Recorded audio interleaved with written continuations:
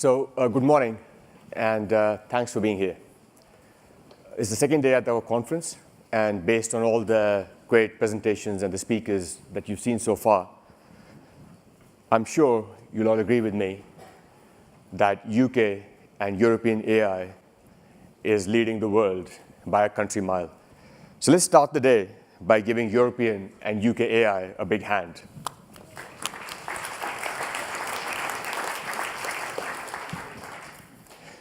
So my journey with AI and machine learning had its origins in the work which Dongho Kim, my co-founder, and I did at VocalIQ, which was a machine learning AI company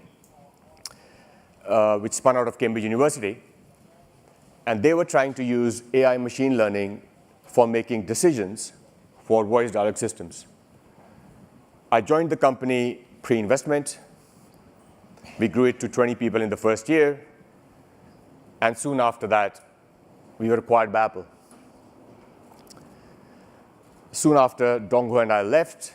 And we thought, why stop at dialogue? Why don't we create an AI machine learning architecture that generalizes all decision making?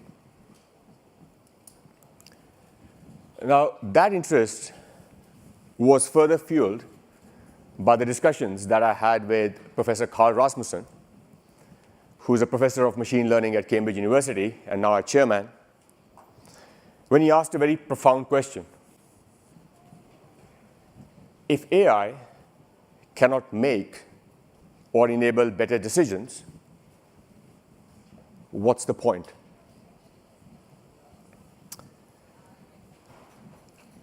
Unfortunately, then, and primarily now, AI dogma is dominated by deep neural nets, which are fantastic for classification problems like image recognition and voice recognition, or classifying the past. But when it comes to doing anything more useful than playing board games or making decisions for anything more complex than board games, they are pretty much useless. And the reason why I say that is that they require millions and millions of tries to do anything sensible.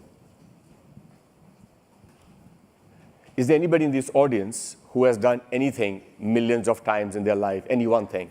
Raise your hand. Nobody. There's one there, and I think I'll speak to you after that.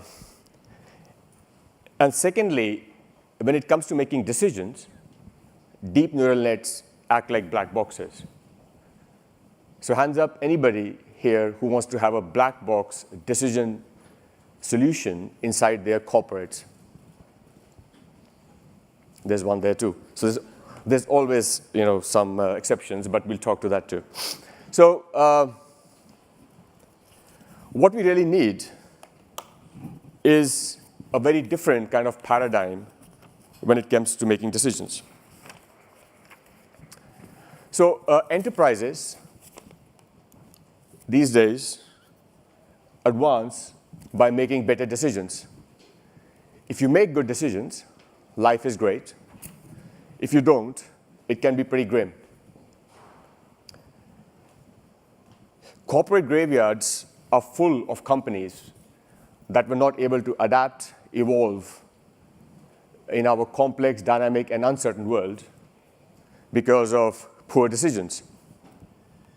And this graveyard, and the filling up of this graveyard is filling up like never before. And one of the reasons why it's accelerating, that current enterprise decision-making tools based on expert systems and ERP systems are not really fit for purpose.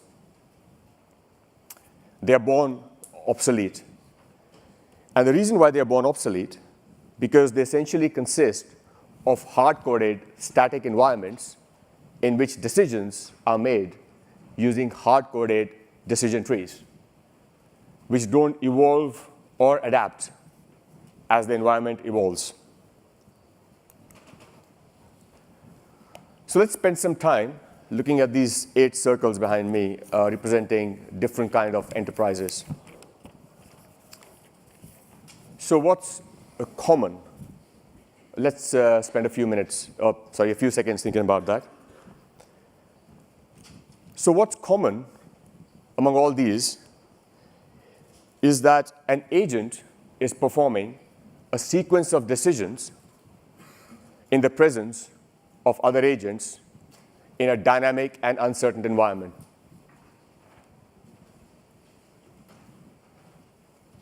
Let's repeat that once more. An agent performing a sequence of decisions in a dynamic, uncertain environment in the presence of other agents. So what this really means is that for enterprises to make better decisions, we need an entirely new framework built from the ground up to make decisions using AI. And such a framework needs to combine 3 very different branches of mathematics that have been traditionally been very different inside academia and all the other spaces, namely probabilistic modeling that allows us to build dynamic forecasting models with a measure of uncertainty, reinforcement learning that allows us to make sequential and strategic decisions within those dynamic models, and multi-agent systems that allow us to spawn billions of agents inside this environment to coordinate to make enterprise-grade additions. Because ultimately, the goal is that every single decision-making node in an organization should be replaced by an autonomous AI agent. That's the only way better planning can happen.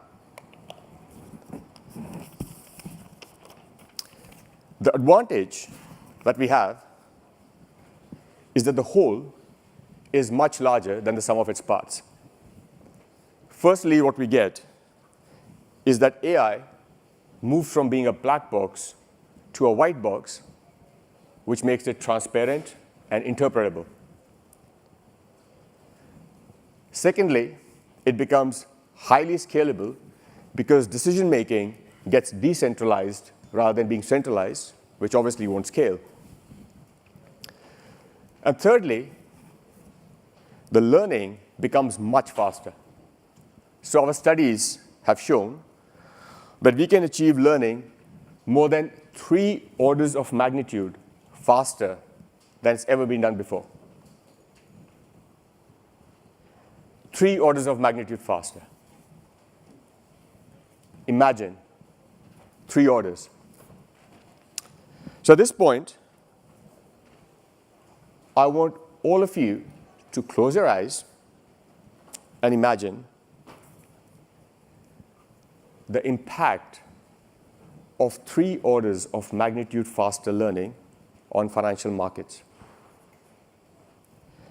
The impact of 3 orders of magnitude faster learning on autonomous systems. The impact of 3 orders of magnitude faster learning on smart cities. And the impact of 3 orders of faster learning on healthcare. Imagine the impact of 3 orders of magnitude faster learning. And that's just the start. Now open your eyes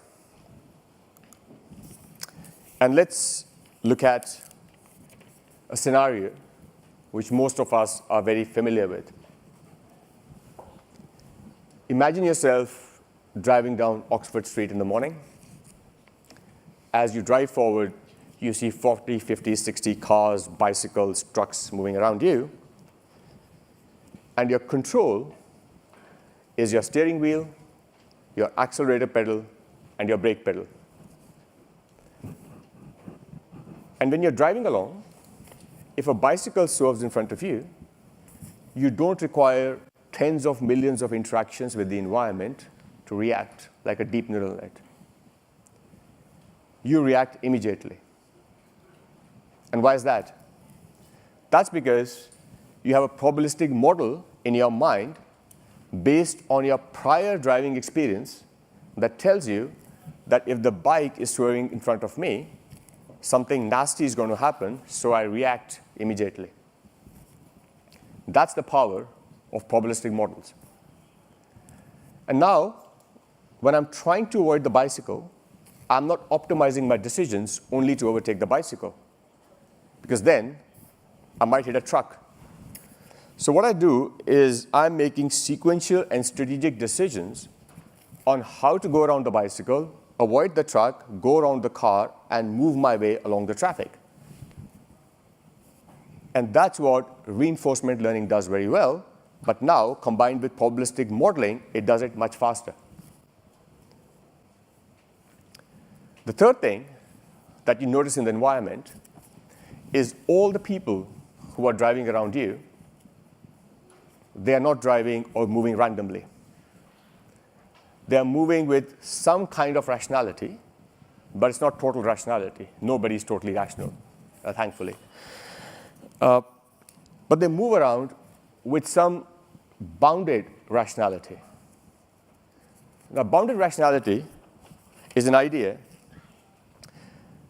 in decision-making that rationality of individuals is limited by the information that they have,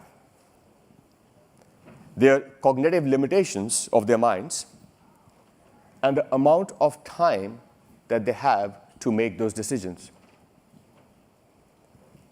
So what this means in plain English, that humans take reasoning shortcuts that may lead to suboptimal decisions, which I'm sure is not a surprise. So a very good example of this study, of this phenomena, came from a study in the Israeli courts, and since repeated all over the world, that showed that the probability of getting a parole before lunch in those Israeli courts is 0, exactly 0. It's highest after breakfast and after lunch. So now we're talking about very qualified people, judges in this case, who are chosen to those positions with very high qualifications to make rational decisions. And even in their case, the rationality of the judge varies incredibly from breakfast to lunch as a function of the loss of their cognitive abilities, which comes about by being tired and the blood sugar being low. I'm sure all of you have experienced being hangry, which is a combination of being hungry and angry, which is, at least my wife gives me a chocolate if I'm slightly upset, but that's a separate thing. The phenomena also applies to all walks of life. So for example, if you're a driver, if I'm a taxi driver, and I start my shift in the morning with 2 cups of coffee and a big breakfast, in the morning, my core incentive is to maximize my revenue, make as much money as I can, and I will drive with a certain rationality. But 2.5 hours later, at 10:30 in the morning, when those 2 cups of coffee have settled down, my rationality evolves. So now, apart from making money, I might also need to go to the restroom. My blood sugar level is low, so I need to get some food. And my caffeine level is low, so I need to get some coffee. So I will make very different decisions at 10:30 in the morning versus at 8 o'clock in the morning because my rationality has evolved, or my bounded rationality has evolved, and hence I will decide differently and I will drive differently. The same phenomena also affects the financial markets. We all see post-Christmas, pre-Christmas rallies and all sorts of fantastic behavior in the market where there is no change in the fundamentals of the market. And that's a perfect example of bounded rationality, very well explained by Professor Andrew Lowe's book called Adaptive Markets last year, which I would recommend as a read. The fourth thing that we see here is that every action that we take in the environment propagates.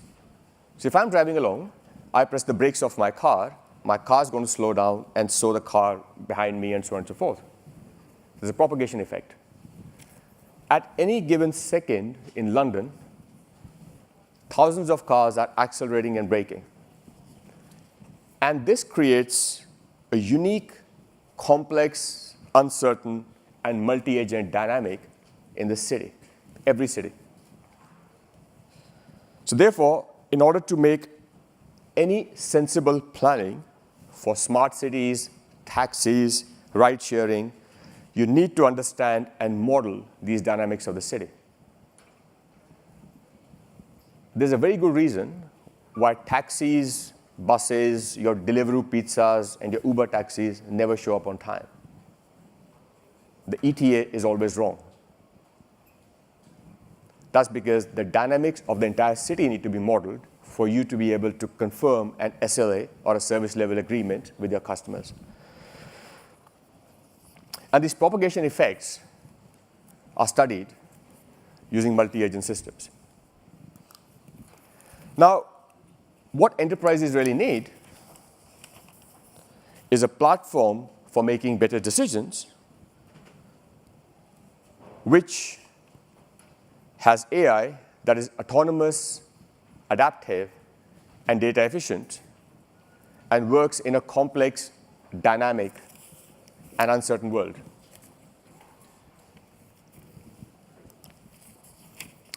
So let's take a step back and talk about platforms and why they are important. I'm 46 years old,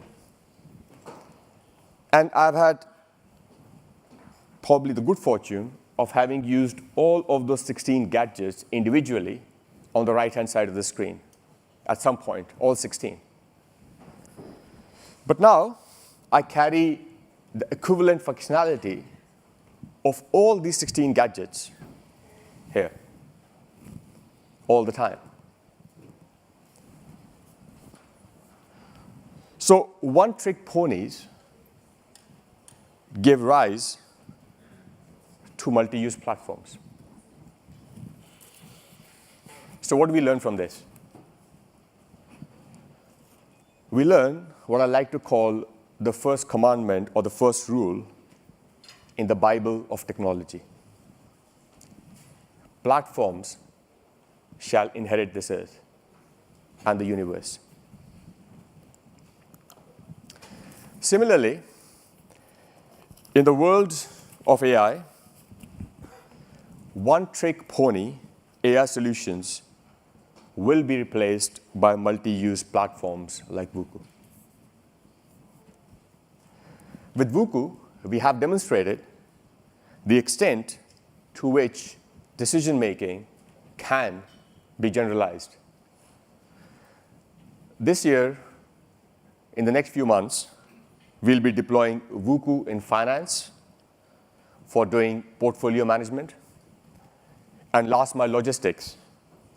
And in both these seemingly very diverse use cases, there is 80% commonality in the platform. And that's what we set out to achieve as a company. We really picked two ends of the enterprise spectrum, and we were convinced we could create a platform to bring it all together. At the rate at which AI is developing, I believe that one-trick pony AI solutions will be extinct within the next 5 years.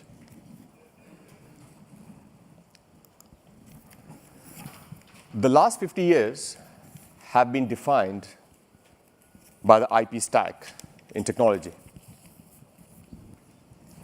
And the next 50 years will be defined by AI for decision-making stack, or the ADM stack. We at Prowler took up this challenge when we started 2 years ago and developed the world's first generalized AI for decision-making platform and its architecture. I really hope that this encourages and motivates other companies and researchers to move in that direction. So now is the time to take AI beyond classifying the past to making decisions about the future. And it's a time to talk about not how the world is, but how we can make it better. And what I really see here in this conference, in UK and in Europe, that we are setting a new agenda. And it's not unlike the Los Alamos project or the development of the internet, where the best minds in the world came together to achieve a common goal. So I would like to ask like-minded scientists, engineers, investors, policymakers, and not to forget the politicians, to help us establish a new paradigm that focuses on making better decisions. We want to create a